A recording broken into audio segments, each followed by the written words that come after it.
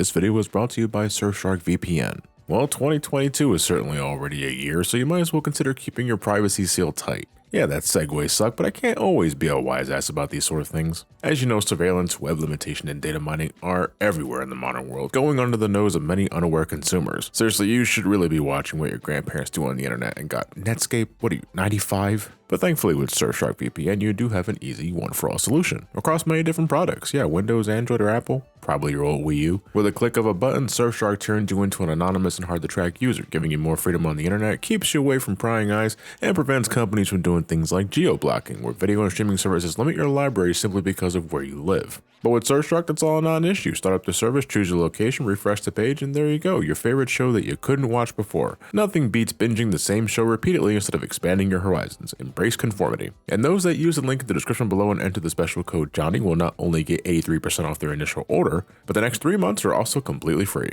Thanks to Surfshark VPN for the sponsor, and thank you for helping support this channel. Now let's continue on with the show. We got a beefy one today.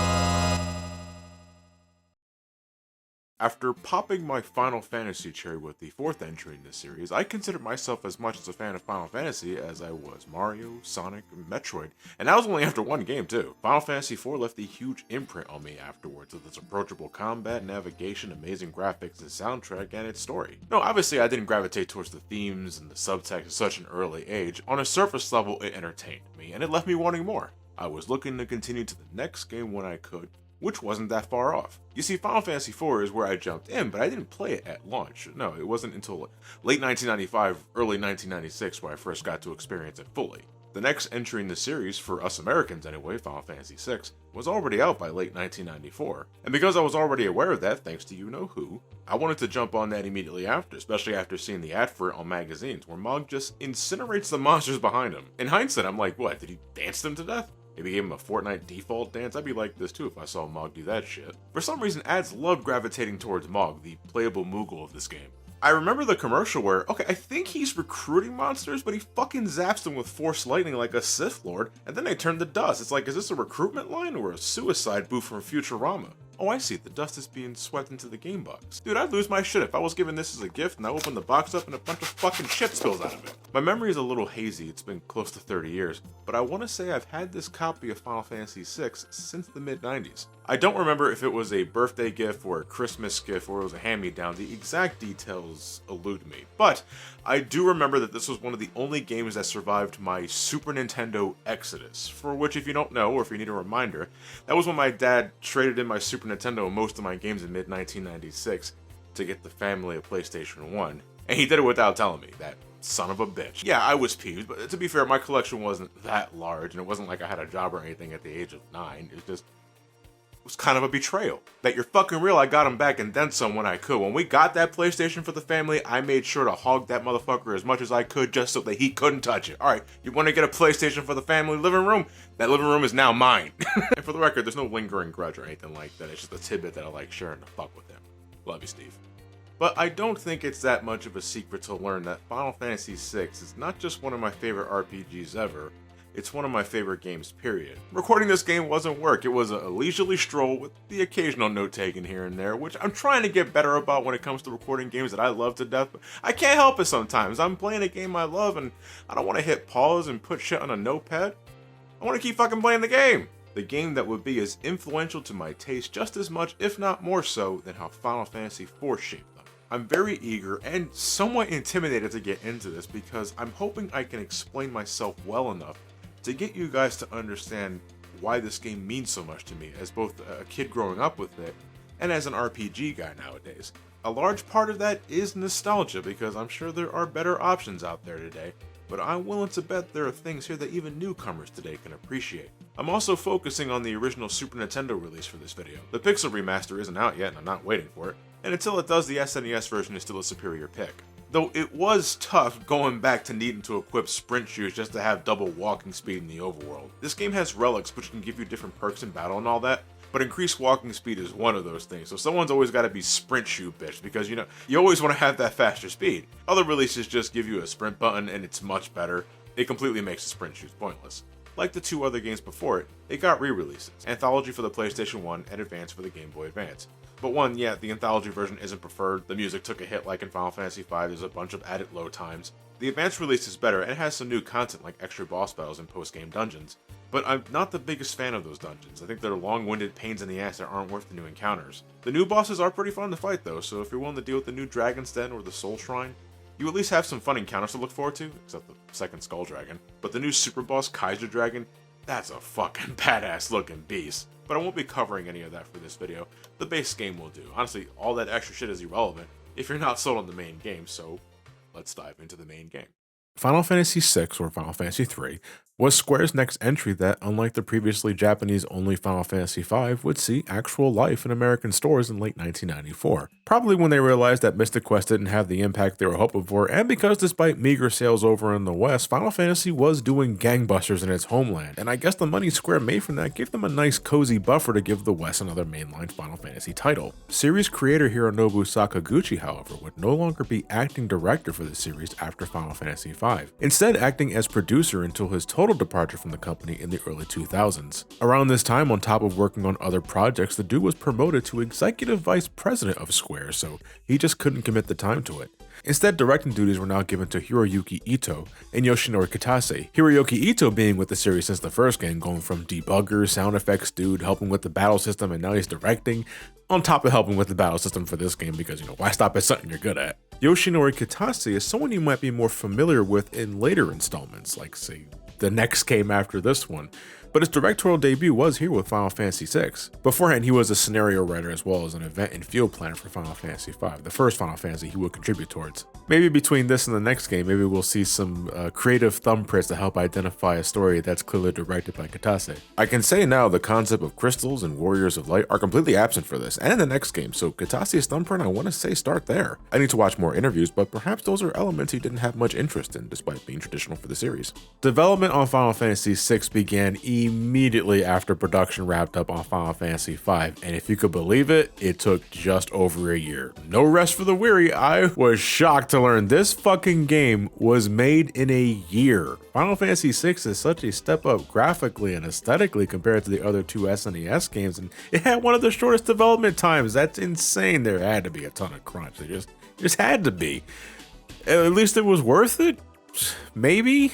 You go back and research the creative process of some of your favorite games of the 80s and 90s and you realize, this didn't sound very fun to make back then. I only hope it wasn't too arduous a process for the team. I want to tackle the story first before I head into more of the creation process and to hopefully give the video a better sense of flow. That's the intent anyway. I can't make any promises. This is going to be quite a long video, folks, so buckle down and join me as I talk about Final Fantasy VI.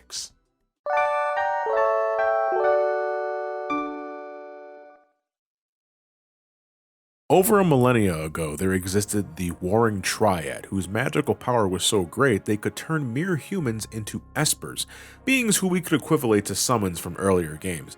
These 3 entities feared each other's power and went to war, using espers as their soldiers. However, the ensuing chaos and destruction was so great, the Warring Triad eventually agreed to a ceasefire and sealed their power away, giving espers back their free will. For a time, humans and espers lived in peace, but eventually some humans coveted the power of the espers, upon discovering that an esper's magical power could be transferred to humans with magicite, the crystallized remains of an esper after they pass away. Thanks to their insatiable thirst for this power, war would break out between humans and espers in what was known as the War of the Magi. Empowered humans versus empowered humans with espers stuck in the middle that was so destructive it almost destroyed the world itself. Fearing for their lives, espers eventually created a new realm for themselves to escape to, taking the Warring Triad with them. And with espers gone, magic would fade into obscurity for 1,000 years, leaving mankind in the destruction it wrought. Over time, technological advancements would be made or rediscovered. Steam-powered ironworks, gunpowder, incredibly hot stoves.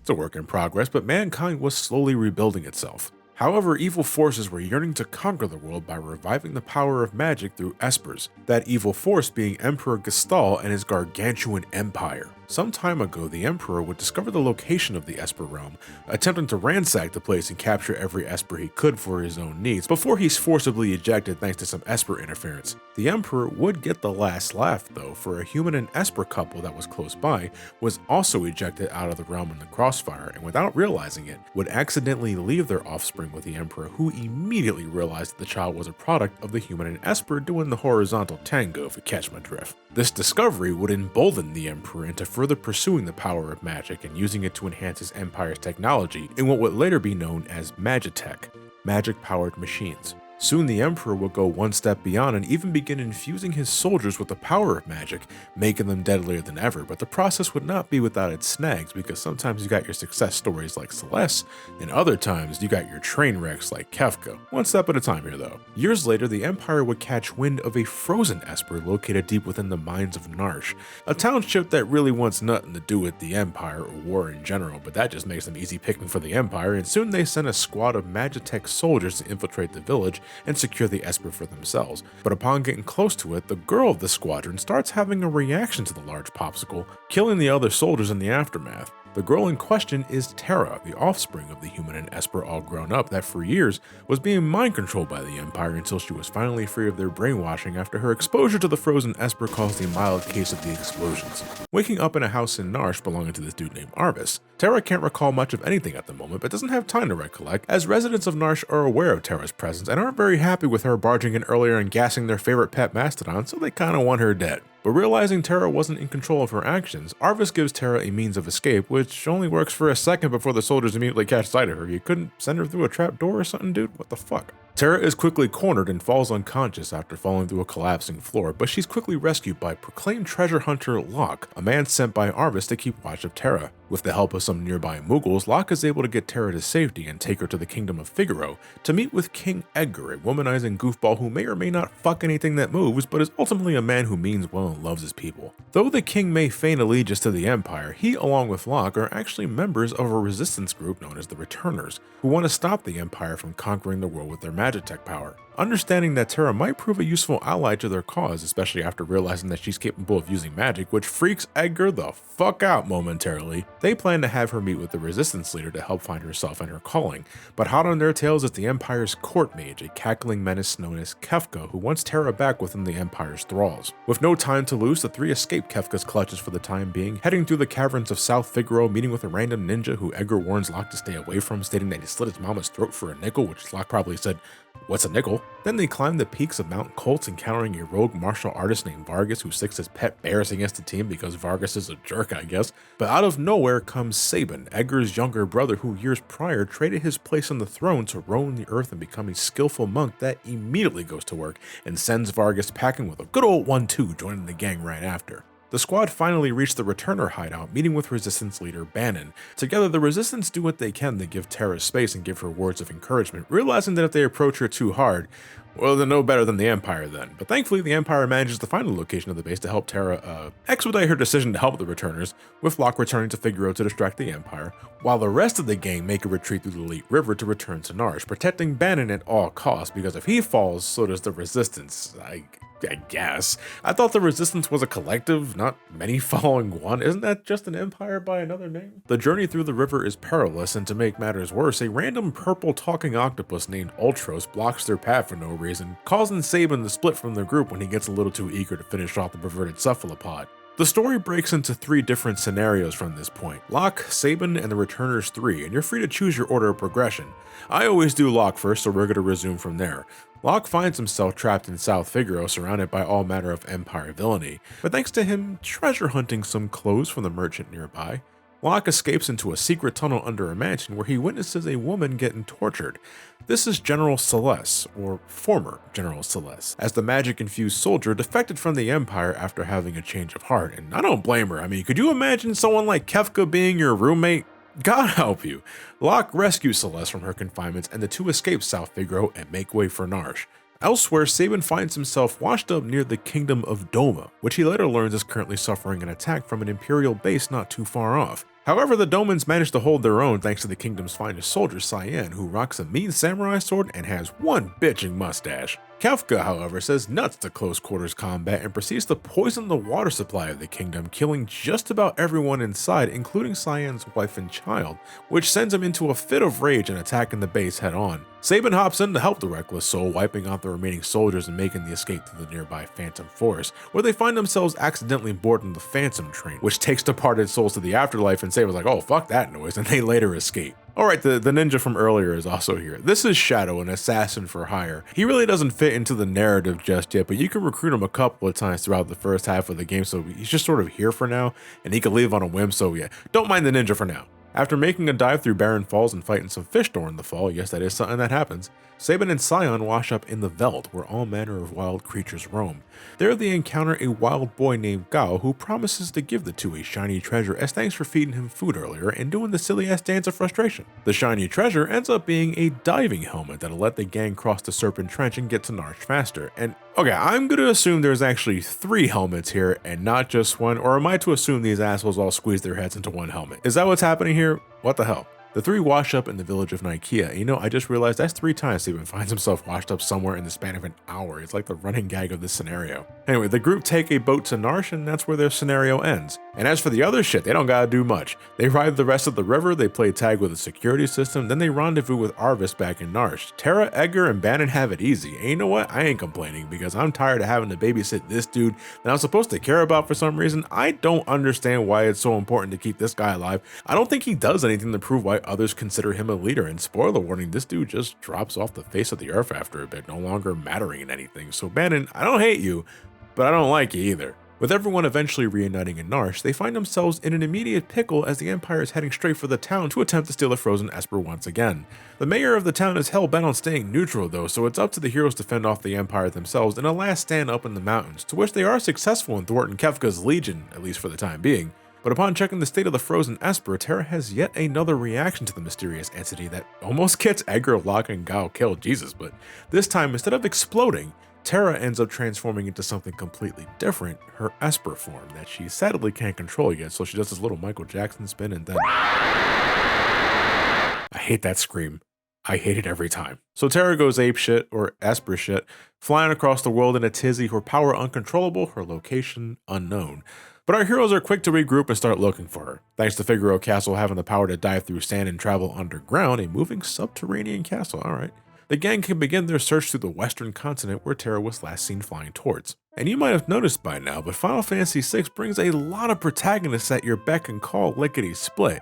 And now we're at the point where getting more character development out of them is kind of dependent on your party composition, because after Terra exits the scene, you're free to make the group to your liking based on who's available in the scenario at hand, and there's certain scenes you can only view if the right character happens to be in your party. Take Edgar and Saban for instance. If you decide to have them in your party as you're making your way back to Figaro Castle, you'll get an entire sequence where you learn of Edgar and Saban's past, how their father was poisoned by the Empire when the two were young, and how Saban was furious when it seemed like everyone was more concerned about choosing a successor rather than getting back at the Empire. Edgar, understanding his brother's frustration, offers Saban a chance to choose his own path if he wins a coin toss. If it lands on heads, they both go their own ways with no regrets, and they flip and it lands on heads and Saban gets to choose his freedom, but later in the story, you find out that coin was double-sided, both sides being heads, and little things like that I love because it subtly implies the love Edgar really has for his brother, and that just hits me in the gut every single time. I don't know why it needed to be subtle with a fake coin toss. I think Edgar could have just said, you know what bro, you do what makes you happy, but I gotta stay and protect the people. But I guess we all have our own ways of dealing with grief and all that. Locke is another example, because starting from this point in the story, you can get some additional backstory on the dude and find out why he's so protective of his female companions even if they just met. You find out he used to have a love in his life named Rachel, who lost her memory after she saved Locke from an untimely death during a treasure expedition. Rachel's father then kicked Locke out of her life, blaming him for Rachel's condition, and Locke didn't take it well. I mean, he stands in front of Rachel's house afterwards like Michael fucking Myers, until some dude shows up later and says, "You should probably go."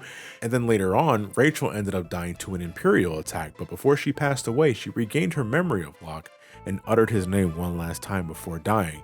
Locke views his failure to protect Rachel as one of the biggest regrets of his life. But that's okay, you know, you lick your wounds and you move on and try and find new meaning in life, because it's not as if he had her corpse embalmed in hopes of one day finding the means to bring her back to life. Oh my god! No! no! All the red flags. What the fuck is wrong with you? I've heard of skeletons in the closet, but this is literally a whole ass body. Locke kept the corpse of his girlfriend preserved in hopes of one day finding the means to restore her. Locke, villains do that. I don't want to hate you, but that is creepy. And you can't even say it's like a Mr. Freeze thing because Freeze's wife never technically died. She just went into suspended animation. Rachel died. We're staring at a corpse.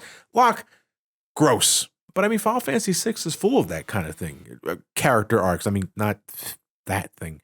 Final Fantasy VI is less about the general plot concerning the Empire's attempt at conquest, but more about the characters involved in the story. Who they are as people, how the Empire has affected their lives, what they want out of their life. It's the real bread and butter of the game's narrative. Because when it comes to proceeding through the story when speaking to plot important NPCs and the like, dialogue is handled with generic language that sounds as if it can come from anyone. It is considerably more vanilla, lacking in distinct personality that immediately identifies a character. A consequence of the game having such a large cast that only gets larger and the freedom you're given to choose who you want to bring to specific events. Occasionally, having specific members in your party can lead to some bonus dialogue, fun little things here and there, like how you find the coin Edgar flip was double-sided and all that, but because the writers of the game don't know who you decided to bring to your adventure at certain moments, they can't assume that this character or that character will be there with only a handful of exceptions. This is especially prevalent in the game's second half, which we'll get into later, but this is sort of the narrative structure. It's seen as early as the game's first half. It's a big part of how Final Fantasy VI decides to tell its full story. Whoever you decide to bring with you, the gang will travel to the western continent, visiting the rich snobs of Jador, and eventually locating Terra in the stinky armpit that is Zozo, where it's always raining, people lie to you, and the apartment bouncer is unnecessarily swole as fuck. What the hell have you been injecting into your ass, Dataluma? Terra is found in a state of confusion and uncertainty, being unable to grasp the nature of her powers just yet. Suddenly, the Esper Ramuh makes a scene and explains Terra's condition, revealing that she is both human and Esper, and that it'll take some time before she can regain her composure. Ramuh suggests that the heroes travel to the Empire capital Vector and free his captive brethren, as one of them might be able to help Terra make a full recovery. Ramuh then proceeds to sacrifice himself, turning into Magicite to aid the heroes in their cause to stop the Empire, giving the party for the first time access to magic outside of Terra and Celeste. Back in Jador, the gang encounter the Opera House impresario, who's recently received a letter from the wandering gambler Setzer, proclaiming that he plans on stealing the opera singer Maria during the next opera show so that he can get hitched. We all have our hobbies. Learning that Setzer owns the world's only airship, Locke sees this as an opportunity to disguise Celeste as Maria and trick the gambler so they can sneak aboard the airship. Hell of a convenient thing that Celeste looks like Maria. You can't beat that sort of coincidence. And believe it or not, we get an actual opera performance in this game, and it is incredible. I was so fascinated by this when I first saw it as a kid. The Super Nintendo was outputting this kind of sound. How is that possible? I thought it was so cool. And today I still get a kick out of it. The musical pieces accompanying are spectacular, but I also love the build up to it. How Celeste has a freak out reacting to Locke's suggestion to dress as Maria, and how she, initially scoffs at the notion, and then no less than a minute later, she's already practicing her lines behind closed doors, though she might want to drink some water because she's coughing up a storm in there. How Ultros makes a return suddenly and plans to disrupt the opera by dropping a 4-ton weight on the show that in of itself is already comically absurd, but how he knows he needs exactly 5 minutes to do the job, giving our heroes prime opportunity to stop him, almost as like it's another part of the performance. It is the most lighthearted, fun moment of Final Fantasy VI that is as goofy as it is entertaining, without being whiplash-inducing in my eyes. And it also serves the narrative, because after the show wraps up, Setzer makes his entrance, kidnaps Celeste, and the gang follow him into the airship. Though Setzer is initially peeved at the idea of being duped, he's willing to look past it if Celeste agrees to be his new squeeze, Celeste agreeing to settle things with a coin flip. It landed on its side. But no, Celeste tricks Setzer by using Edgar's double-sided coin, and Setzer, loving the cut of Celeste's jib, agrees to help the heroes reach the capital using his airship, the Blackjack. From there, our heroes infiltrate the Magitech research facility hidden within the walls of the fortress, where they discover that Kefka is not only getting more powerful by draining more espers of their magic, but he also plans on reviving the Warring Triad. Deep within the facility, the confined espers are discovered, but being so close to death's doorway after spending years inside a prison being drained of their powers, the espers agree to become Magicite for the heroes and grant them their powers, startling the nearby Cid, who in this game is an imperial scientist that discovered the means of infusing magic to regular humans. but ultimately regrets his role in things as it led to Kefka becoming mad with power and Celeste living a cold childhood, the latter Sid viewing his family. This sprite also looks like he has green pants hanging around his ankles. Lift up your pants, Sid, there are people here. Kefka rears his clownish face and attempts to eliminate the squad, but Celeste intervenes and gives the others time to escape by doing something here. I don't know what this is supposed to be. Is it warp? I don't think she had that spell yet. That's cheating. Their mission completed, and thanks to Setsu's fortuitous timing, everyone regroups at Zozo to check on Terra, who ends up making a full recovery, as one of the newly acquired Magislate ends up being her long-lost father that puts Terra's soul at ease. At least that's what I think is happening here in this flashback we get, where we see how Terra was eventually conceived. Is it the father telling this story, or is Terra explaining it? Because if it's the latter, holy fuck, her memory retention from her earliest days is excellent. But with Terra back in the fold, the plan is to now head to the Sealed Gate, the entryway to the Esper realm, and see if they can get the Espers on their side and take the fight to the Empire. Unfortunately, this is exactly what the Emperor wanted, for as soon as Terra heads to the gate, Kefka shows up and makes his play, but suddenly the Espers go on the attack, furious about their comrade's fate in the research facility, nuking the capital, killing innocent people, and causing damage to the Blackjack, which is the bigger crime in my opinion. With the Espers running amok, the Emperor requests that the heroes use Terra to get them to calm down and to see reason, for after witnessing their destructive power, he's no longer willing to use their magic for conquest and wants to end the war, which nobody really buys, but they do agree that the Espers need to be dealt with. So together with the Emperor's finest General Leo, Celeste, and this random ninja they found in the alleyway, Shadow, they head to the Esper's last seen location in the eastern part of the world near the village of Thamaza, home to the descendants of the Mage Warriors, magic-infused humans that played a part in the War of the Magi, though they try to hide the fact that they can use magic, quite poorly I might add.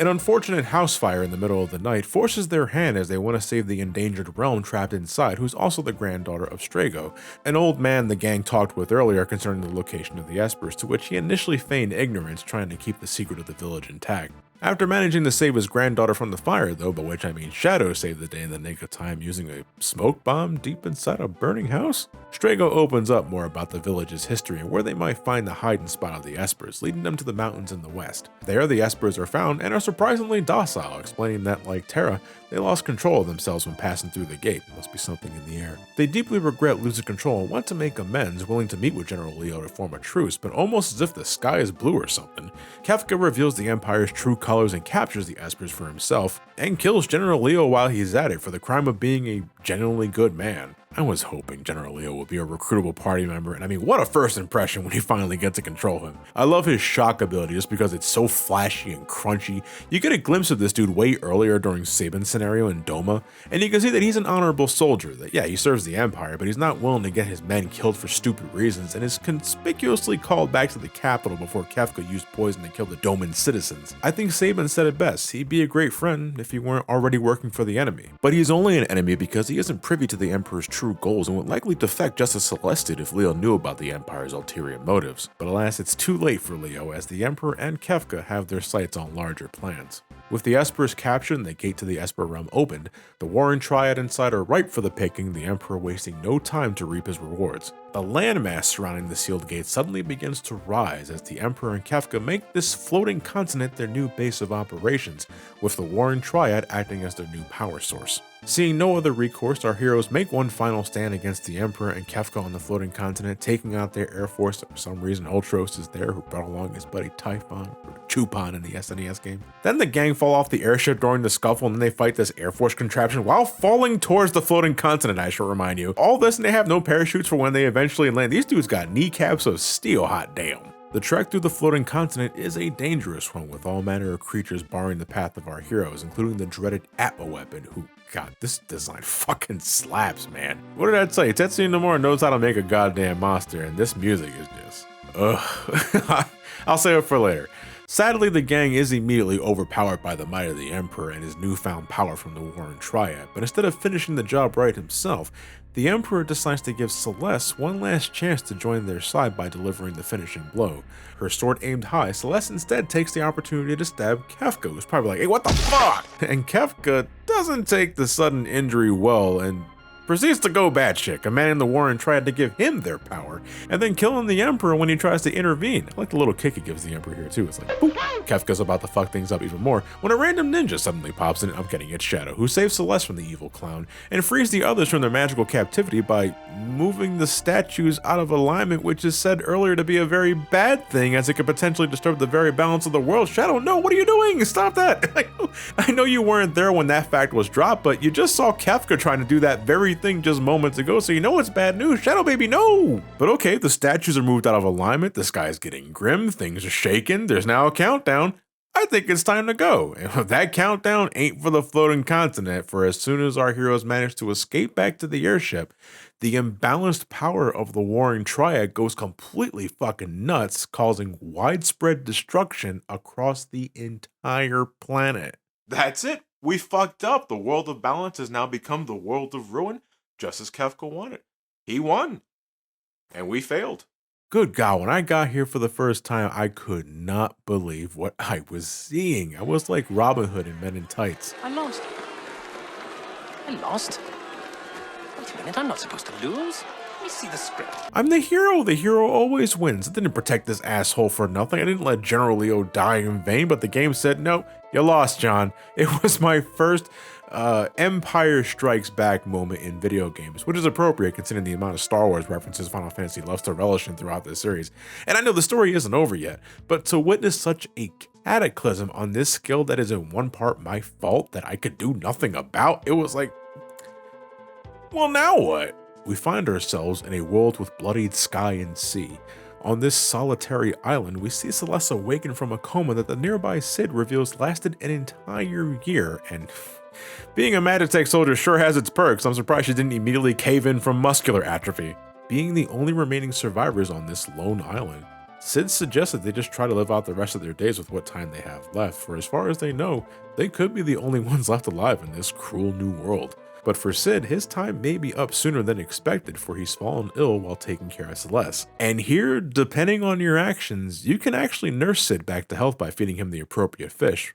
Or you could let him die of sickness, which the game sort of tricks you into doing because the game doesn't immediately tell you that not every fish is good for Cid. You have to knowingly check the fish on the menu when you grab it to see if it's yummy, basic, or just plain rotten. And if you don't feed him enough yummy fish, he eventually passes away, and what happens afterwards is one of the most gut-wrenching scenes I've ever seen in my life, let alone in a video game. Cid dies, and Celeste, so consumed with grief and despair, stuck in a dying world, watching her surrogate grandfather pass before her eyes, believing all her friends to be dead, attempts suicide. And I don't want to make a joke about this. This is just fucking heartbreaking to see Celeste get so low because now more than ever, she feels she is truly alone and can't bear the thought of it, that she just wants to end it all. The screen going dark, her melodramatic theme playing in the background, tears running through her face as she makes the leap.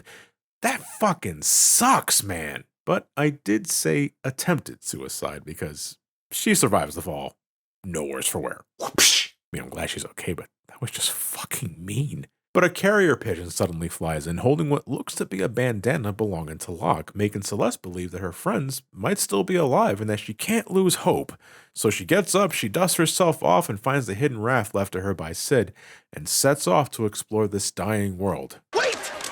I get another shot! For the record, managing to save Cid doesn't change much. He thanks Celeste for all the fish and shows her the raft, and then things continue on from there, but it is overall more positive because it's Cid that encourages Celeste to find her friends, instead of a random bird giving Celeste the idea after she likely shattered her ankles. Kinda weird that we just leave the man on the island, especially after we get the second airship. We never take him back to civilization. Maybe his mattress has a comfortable Cid-shaped ass groove on it. I know this is gonna sound fucked up, but I personally always let Cid die because I just find the aftermath more impactful to me as both a witness to the story and as a player. And given how easy it is to let Cid perish, I think this is what the devs had in mind too. You get to see how far Celeste has fallen, literally in this case, and it's like, you never want to see her get that low again, and in a way, it encourages you to do what you can to help her find her friends and maybe, just maybe, save the world. In some sick, twisted way, it was amazing for keeping me engaged. But this is where things begin to get incredibly open-ended because after Celeste reaches the next continent, there's only two things left to do that are considered mandatory for the main plot. finding Edgar, who's learned that his people and kingdom are stuck underground and are slowly suffocating to death, and finding Setzer, who, like Celeste previously, is initially done with this whole ruined world now that he's lost his airship, but words of encouragement convince the gambler to regain hope and eventually unearth the second airship he had in storage, the Falcon, that once belonged to a deceased friend of his. Once you unlock the Falcon, if you really wanted to, you can fly straight to Kefka's domain and tackle the final dungeon with just Celeste, Edgar, and Setzer. Don't do that. The game clearly encourages you to take to the skies and search for your friends. Hell, the name of the Falcon theme is even called Searching for Friends. This is the entirety of the second half of Final Fantasy VI. There is no more overarching plot.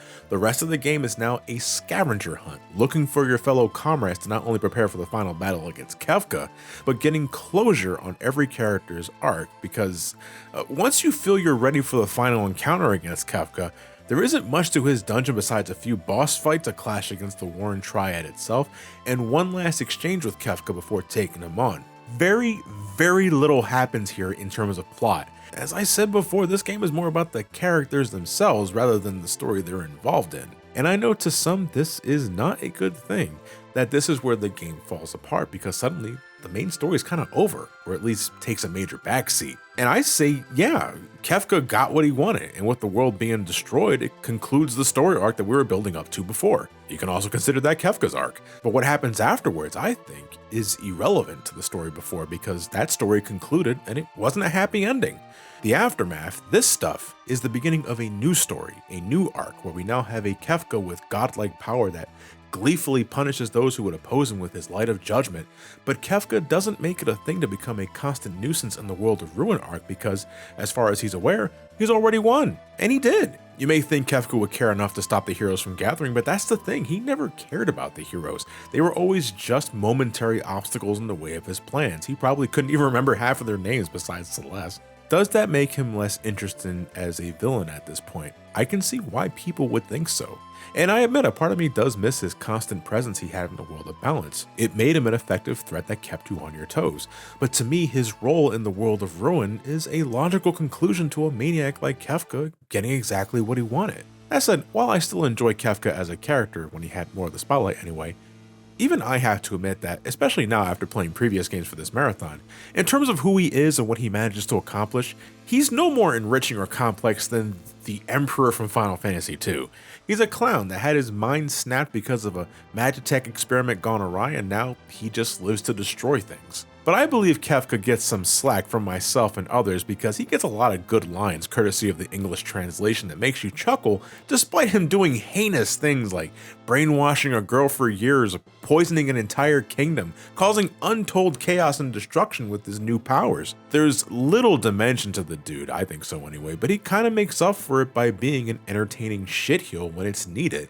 And I'm glad that it's him that ends up being the major villain at the end, and not the actual Emperor, because this dude is generic as it gets, despite being the founder of the Empire. Like I said with Zemus in Final Fantasy IV, this dude ain't no Palpatine if that's what they're going for. I want to see the kick again. Get fucked. Proceeding through the world of ruin, as thematically appropriate as it may be, is scattered. Besides the narrative pointing you in the direction of locating Cyan up in Mount Zozo, that's all that's given to you. The only way you're finding out the next location of interest is by talking to townspeople, getting hints here and there about this and that, and flying around the world to wherever you want to go. In a way, it's very much like the final third of Final Fantasy V, where you were preparing for the final battle against Exdeath, and in another way, it kind of reminds me of the first Final Fantasy with how you're solving plenty of issues that have little cause and effect to each other.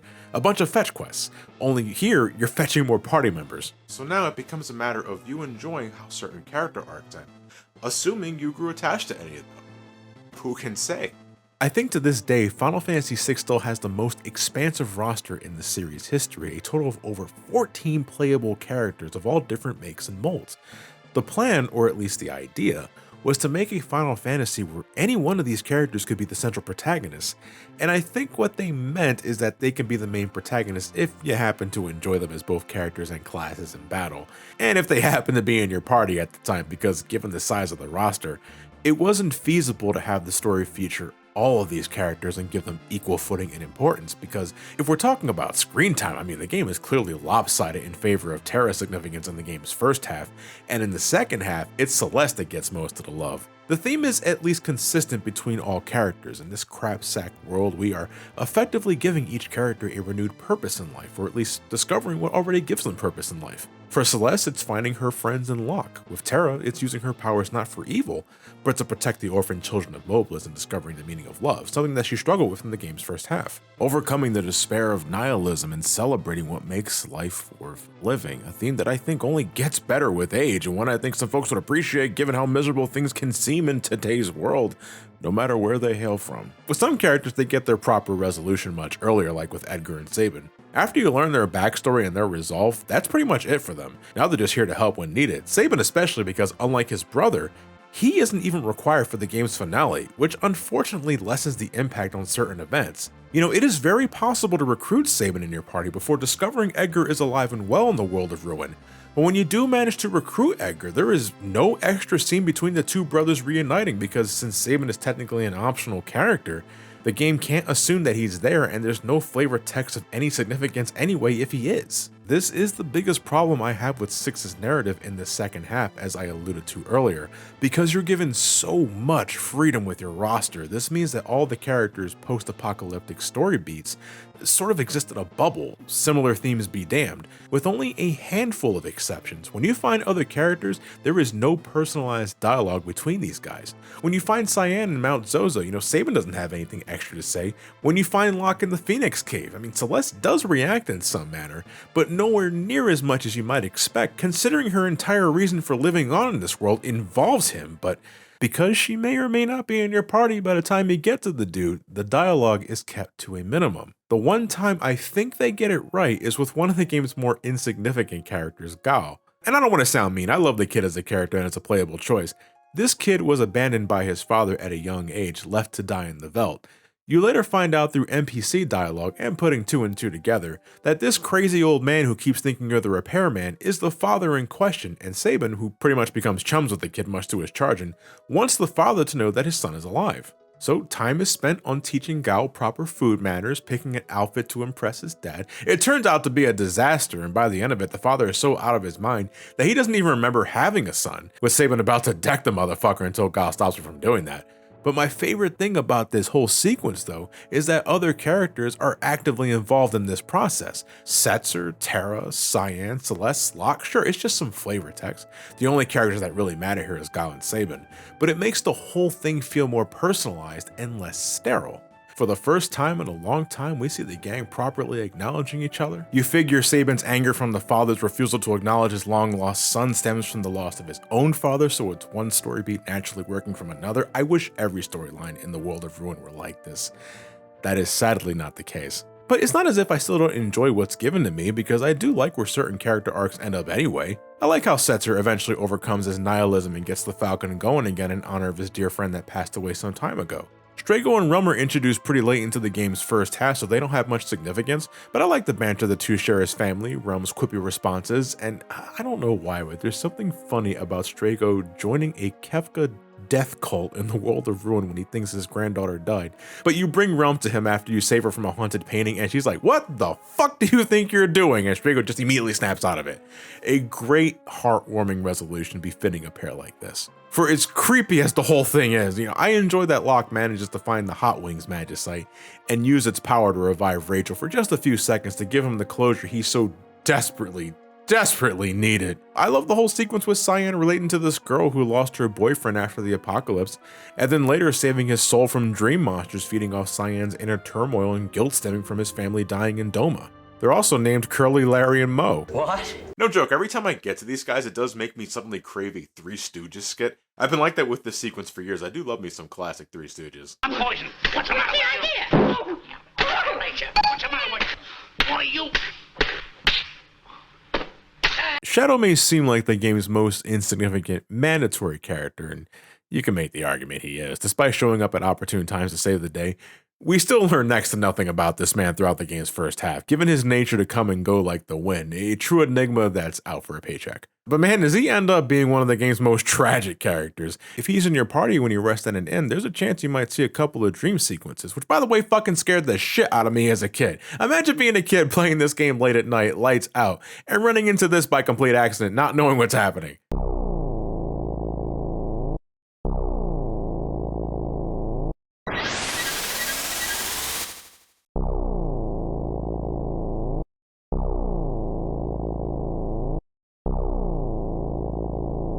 But this is where you learn that Shadow was formerly a bandit named Clyde that lost his partner in crime after a heist gone awry, and he's been living with that guilt ever since, killing off his emotions so that he never feels that pain again. It's also pretty much confirmed that he's the father of Realm, and man, I wish they did something more with that tidbit. I think it would have been a good opportunity in giving Realm and Strago something else to do, but it ends up being one of those things that's just, fun to piece together for yourself based on what you learn. Man, I wish it was more. God, is that all of them? There is so many characters in this game. Oh, right. So some characters here don't amount to much in the game's plot at all, acting purely as additional party members.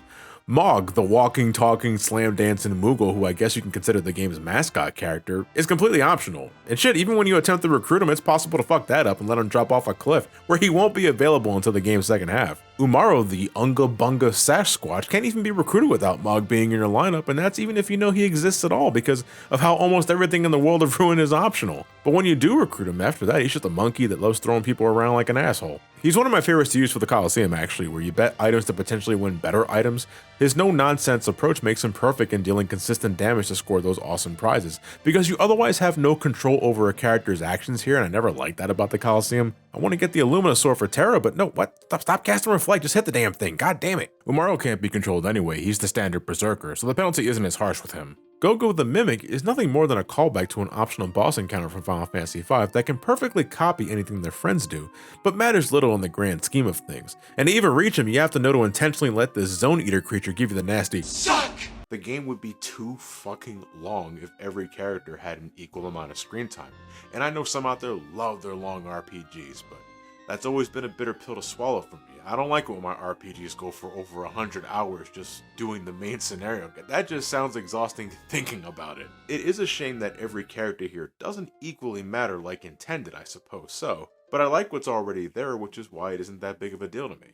Whoever you decide to recruit whenever you think you're ready, you take the Falcon to Kefka's tower and split the party into 3 groups, helping each other bypass the dungeon's dangerous obstacles, working together as a team to defeat not only the revived warring triad, but finally Kefka himself, who gets one of the best lines in the game. All of the characters explaining what personally drives them to keep living on in this desolate world, with Kefka stating that they all sound like chapters in a self-help booklet. Say what you will about Ted Woosley's translations or Kefka as a character, but that is an A+ comeback.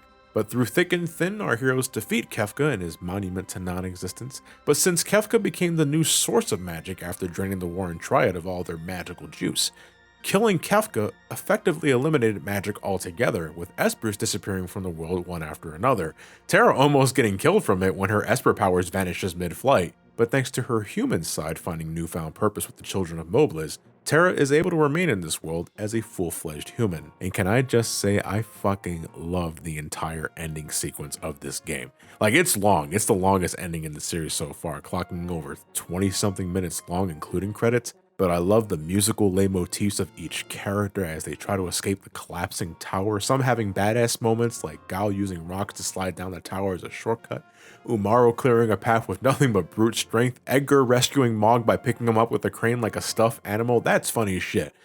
But it's not all sunshine and rainbow, since we also see Shadow deciding to remain within the tower as it falls, choosing to no longer run away from his problems, finally finding some semblance of peace that ends in his death. God, that's so sad to see. I really wish things ended differently for this man, went on to live a second life with his daughter. Locke saving Celeste from the collapsing floor will never not make me choke. It is the perfect ending for both characters, putting what I think is a nice bow on their developing relationship. The whole ending sequence is more of the stuff I love about Gao's scenario I mentioned earlier, because it shows the gang interacting with each other and, acting like true comrades, working together to escape. Seeing them take off in the Falcon, flying over the world, witnessing civilization start anew with Kefka's demise, with that magnificent score playing in the background that transitions into the main theme of Final Fantasy. Oh, it's one of my favorite endings in all of video games, and one that always brings a tear to my eye, especially when Terra lets her hair down and embraces the wind. God, I love this game! I mean, like I said, the second half is the most contentious part of the adventure, and I do agree on that.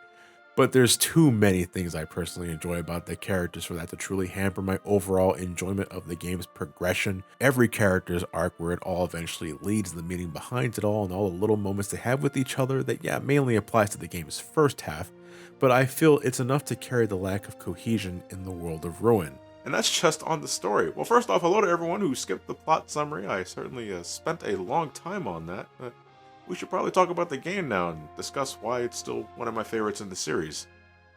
Do a lot of you end up skipping the plot summaries, even if it's like 3/4 of the fucking video? I am curious about that. It is a shame that the job system from Final Fantasy V has been dropped again in favor of a progression system more in line with Final Fantasy IV. And that right there, I know it's exactly why some folks don't enjoy this game as much as Final Fantasy V, not having the freedom to choose how they want to proceed through the game at their leisure, and that's fair.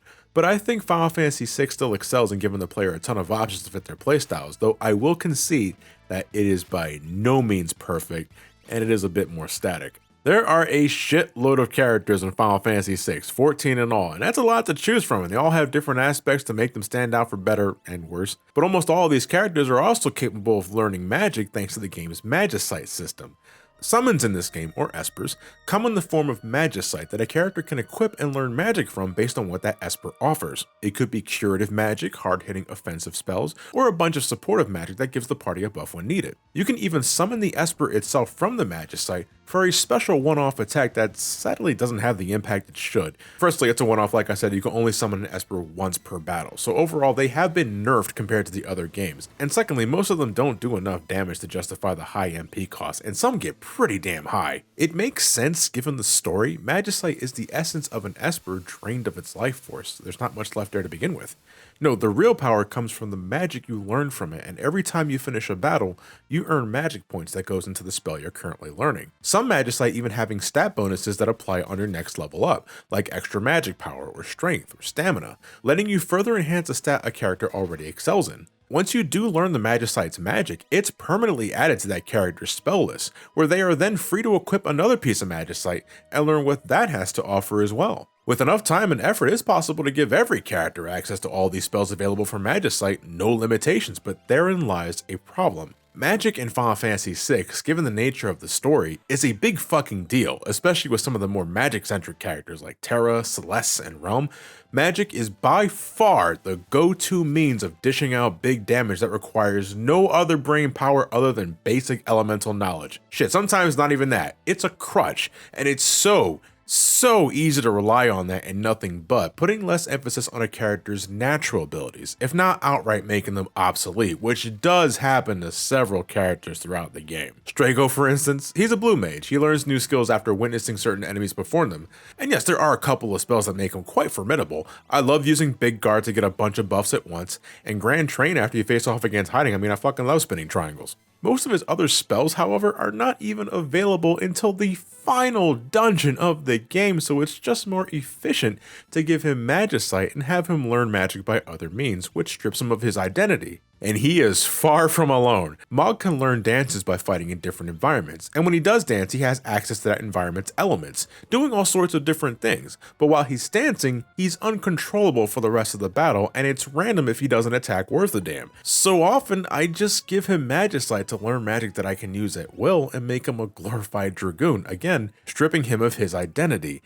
Gao somewhat falls into a similar trap. As a boy who grew up in the Veld, the land of wild monsters, he can mimic an enemy's behavior and replicate their attacks, not only giving him an enemy's special traits like higher defense or immunities, but also giving him access to some hard-hitting attacks, magical spells in other instances, or completely game-breaking attacks like the Nightshade's Charm that stops an enemy dead in its tracks, which includes most boss fights, like the Warring Triad. There is something very satisfying witnessing Doom smack himself in the face for max damage. Yeah, shoes on the other foot now, isn't it, bitch? Oh, But like Mog's dances, Gao becomes uncontrollable for the remainder of the fight. And to even learn these techniques, Gao has to leap into the proper enemy in the Veldt, and then afterwards wait for him to rejoin your party after fighting another encounter, which doesn't always happen. It's not that bad, all things considered. A part of me even likes discovering new techniques and seeing what they do, but again, it's a matter of efficiency. Do you want to chance Gao doing the proper attack when it matters, or do you just want to give him Magicite like the rest and rely on that? Cyan's sword techniques, it takes too fucking long to charge up. By the time I want to use his ultimate technique, Realm's already cleared the field with a multi-target ice spell, so I just give Cyan a Genji glove in the offering so that he can attack 8 times in one turn with basic ass weapons. And that is a great means of dealing damage, but that's not what makes Cyan, you know? Setzer, man, I almost never use him unless I'm deliberately rigging his slots in the game's RNG to always get his Joker Doom skill, which kills almost everything in the game, no questions asked. But abusing that gets boring really fast, unless, I don't know, I'm trying to speedrun the game. Shadow can throw things like shurikens, daggers, and ninja scrolls, which like in Final Fantasy V, are an excellent means of dishing out a lot of damage early on. And I also love that his dog can block some hits and counterattack like a bullet train. But given the sporadic nature of his character and his limited availability, he's easily outclassed by everyone else because they had time to properly level up and learn powerful spells from Magicite. You have to deliberately ignore the Magicite system to get these characters to properly shine, and that can be an excuse to replay the game. I have done playthroughs of Final Fantasy VI where I just used the character's natural abilities and the game was still more than playable. But you know something is fundamentally wrong when you have to ignore a game's defining mechanic to get more replayability. You know, when you just don't want to spam certain techniques over and over again. Magic is too good in this game for how easily accessible it ends up being, and some spells, especially later ones, are just insane. I mean, you got your non-elemental flare magic, or your holy magic, or pearl as the SNES translation called it, but this game brings back Ultima from Final Fantasy II, and now it's the best magic spell in the game. It costs a lot, but it's highly damaging, ignores reflect barriers, and it cuts right through magic defense, and that high cost can be easily circumvented with the proper equipment, like the Economizer, which drops all MP costs to 1. What the fuck? That's crazy! Combined with the Gembox, which allows the user to dual cast along with a quick spell, which gives the user 2 turns in a row, that is just one of many ways of breaking this game. Because I swear Final Fantasy VI's difficulty balance was made with shoestrings and hope. Even before magic is properly introduced, certain characters get the chance to flex their techniques, like Edgar, best character in the first half of the game. His machinist weaponry does high damage, costs nothing to use, and makes most early battles completely brain dead. And then later he gets a drill with a hard hat and a chainsaw with a Jason mask that can instantly kill certain enemies, and that's just cool. Saban, my main man, my personal favorite character in this game, and one of my favorite Final Fantasy characters, period. A hard-hitting monk that can utilize blitz techniques that you input like Street Fighter commands. And while they don't cover as much ground as Edgar's tools, at least not until you learn the Fire Dance and Airblade, his single target damage is fucking absurd, making him great for boss fights. Pummels, aura bolts, the suplex, all of these hurt like a motherfucker and I love executing them. And later he gets his most powerful technique, the bum rush. And well, it not only hurts the enemy, but it also hurts my eyes given the constant flashing. Use this move with caution if you're at all epileptic. Hopefully they make it less seizure inducing in the Pixel remaster. Locke has a good balance of power and speed alongside a steel command that can net you some damn decent equipment earlier than you're intended to have, if you're willing to put up with the potentially miserable RNG. I still get used out of it. I do find Locke one of the better thieves of the series. It's just too bad about the whole dead girlfriend thing. No, I'm not letting that go. Get away from me, you fucking creep. The best characters undoubtedly are Terra, Celeste, and Realm because they have the highest magic stat in the game where magic is so useful. But Terra can also morph into her Esper form, effectively doubling her attack power. She also has more options available whenever she rides a Magitech armor. I always found that weird. Everyone else gets elemental beams, but Terra gets noxious gas, mind control, a missile launcher, and a fucking banish spell that wipes the poor set from existence.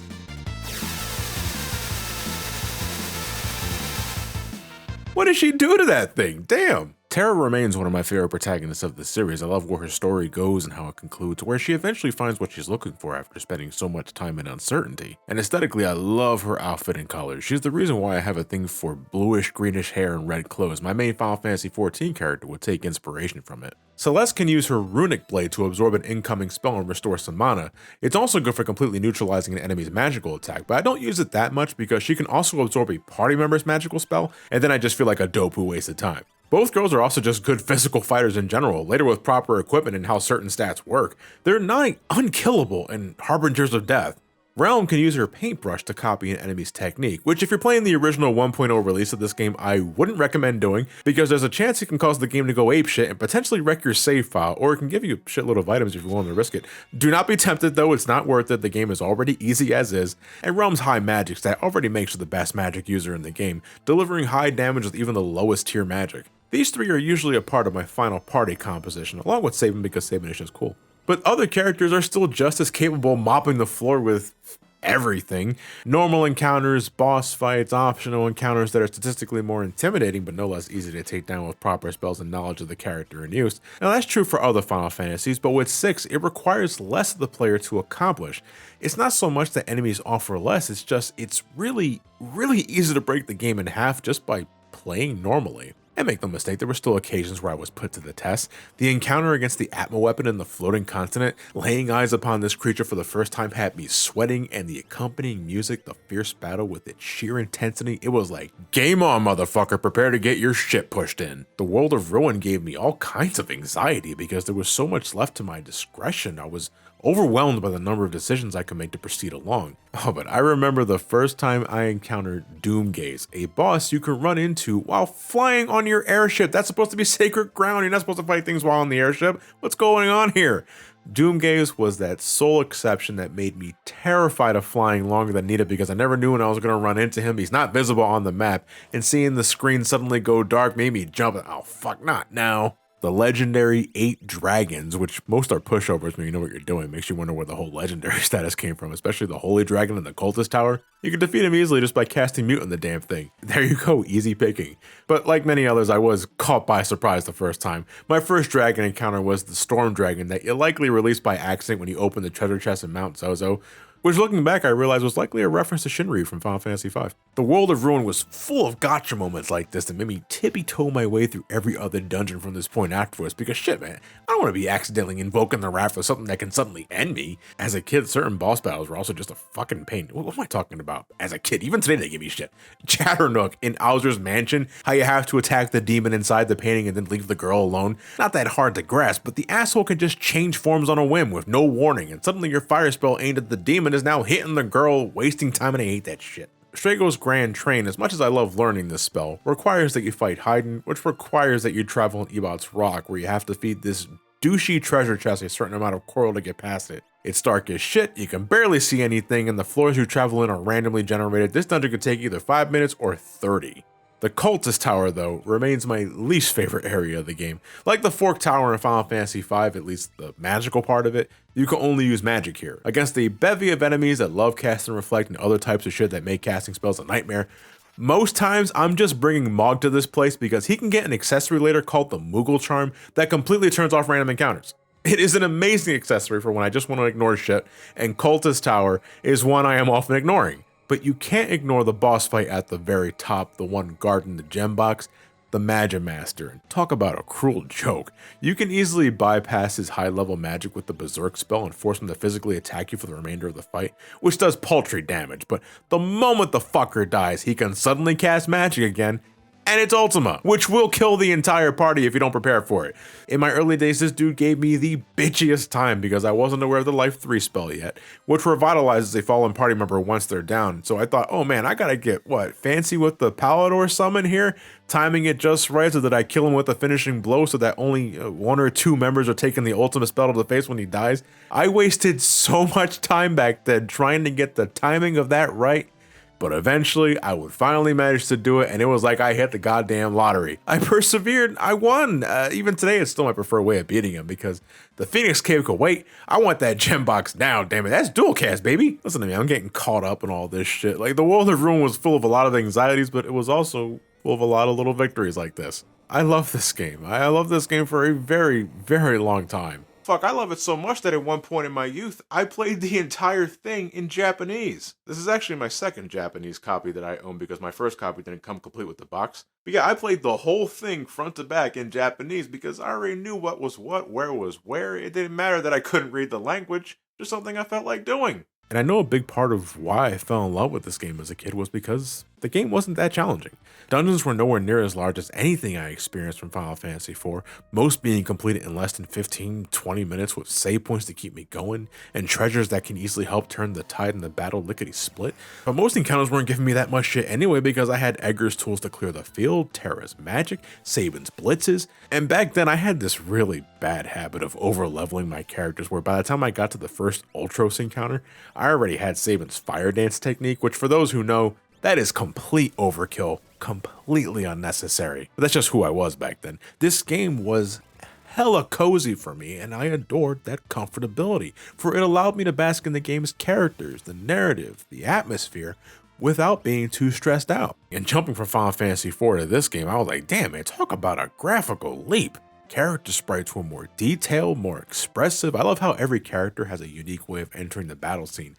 Mog doing a little dance, Celeste looking surprised like she's aware of the sudden battle transition. I love shit like that. Chocobo and airship travel was done with the SNES's Mode 7 capabilities for the first time ever, giving the illusion of three-dimensional movement. With Chocobos, it was pretty cool, but airship travel was so much more exhilarating than what was possible in the earlier games. Item management wasn't that much of a hassle because we had key items finally separated, and the amount of regular items you can carry was ridiculously high, so there wasn't any need for the fat chocobo. I don't gotta put things up this guy's ass anymore. Final Fantasy VI's soundtrack was the first time I was shown how the use of lay motifs could be used to enhance storytelling. Recurring character themes, dungeon pieces, fierce encounters, this soundtrack was also so much moodier than what I was used to hearing. And yes, I was already exposed to Final Fantasy IV at this time, and that soundtrack had its variety, but that music hit a different vibe, being loud, thrilling, epic, and sensational, which did work for that game, so that is in no way a complaint. But the music of Final Fantasy VI was more character-driven, equal parts calm, somber, depressing, uncertain, and yet, most of all, uplifting. The music left such an impression on me as a kid that when I learned how to make mixtapes on cassette back then, Final Fantasy VI was the first soundtrack I ever put on tape, well, as much as I could fit into a cassette. And I would spend my days in middle school with my Walkman listening to Final Fantasy VI tunes, revisiting the opera scene, the battle themes, including the final boss theme, Dancing Mad, this close to 17-minute epic that you have to listen to it for yourself. But if you do, it has to be in the battle proper. You gotta get that full effect. Final Fantasy VI, it's easy to break. The battle system is nowhere near as sophisticated as the job system from the previous game. Admittedly, I myself found the battle mechanics more engaging there than this game when I revisited 5 for that video. But Final Fantasy VI is more than just its battle system, which is still great. I'll have to stress that. It's a better Final Fantasy IV. But it's also the collective result of a good story with great themes, amazing graphics for its time, a soundtrack that still holds up, and, perhaps the most unfair point on my behalf, it gave me so many lasting memories. Hey, I already told you from the start there was already a nostalgic bias going into this, and that might also be the case with other games when I get to them, but I honestly think Final Fantasy VI still holds up as one of Square's best RPGs that not only is incredibly easy to get into, but gets you immersed in its robust cast and interesting world to explore that never drags, never gets tiring, especially during the second half. A quintessential JRPG experience that I encourage you to play, if not the Super Nintendo original, then on the Game Boy Advance, or with the eventual Pixel remaster. And should you give it a go, honest to God, I sincerely hope you enjoy yourself, because I certainly do, every single time. I have nothing else to add or say. Go play Final Fantasy VI if you're at all interested. And if not, well, maybe the other games can change your mind. I'm gonna go collapse for a bit because I already spent enough time today talking your ear off about Final Fantasy VI, so I'll see you guys in the next video. As always, thank you all for watching. Stay safe, wash your hands, wear a mask if you decide to go outside, get vaccinated if it's possible. Have yourselves a fantastic night.